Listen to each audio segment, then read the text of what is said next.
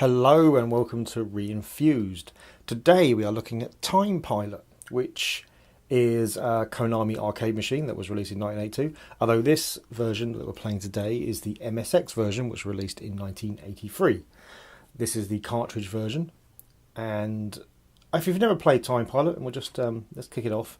If you've never played Time Pilot, it's an omni-directional shooter, so you can kind of move anywhere around the screen, kind of like Bosconian. But this has its own little quirk feature, if you will, and that's that it's based around time travel, hence the name.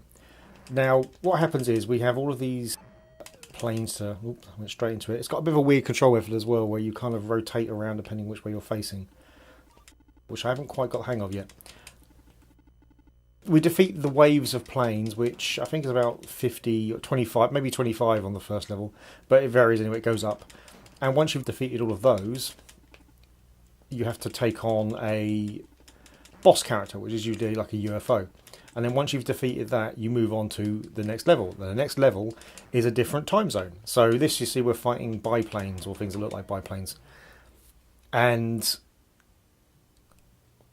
you see on the right there, it's got the number of planes we have to defeat, and also the time zone we're in. Okay, we'll try that again. So what happens is when we defeat that wave, and when we defeat the boss, then we move on to another time frame which has a different vehicle, which is slightly harder because it's faster, etc. So it's an interesting one, but we'll play on and we'll try to get to this next level. I don't have a decent joypad really. I'm using one of the joypads from the MSX, and they aren't great, but the MSX is compatible with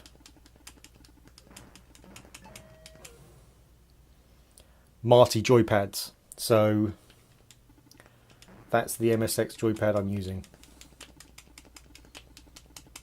Saying it's not great.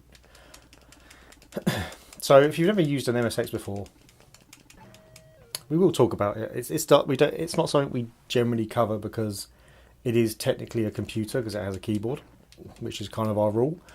But it does have some really nice games on it, and also it's got quite a lot of history. So things like Metal Gear Solid, the first real version of that, was on the MSX, and so it's worth covering. But they say the MSX itself, it's an interesting machine anyway. So this was Japan's, I guess, like general purpose computer platform.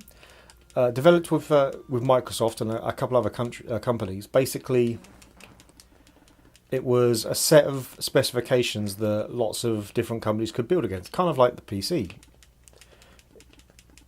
And what it meant was you had a lot of different manufacturers making slightly different versions of the MSX. And some of them were really cool. This one is the Sony HB-F1XD. You'll see it actually. It was a recent unboxing, so a video a couple before this one, we will see it being unboxed. And this is actually an MSX2, so this was the slightly enhanced version that came out later on. You won't see any of those differences in this game because this game was designed for the MSX1. The MSX2 has really just had more memory and slightly more colours, but not a huge difference. Although this version does also have, that I think is the boss. There we go. So that was the boss gone. So now we should move on to the next level. Yeah. So this one actually has a 3.5-inch floppy drive in it as well, and amazing enough, worked first time, which is surprising because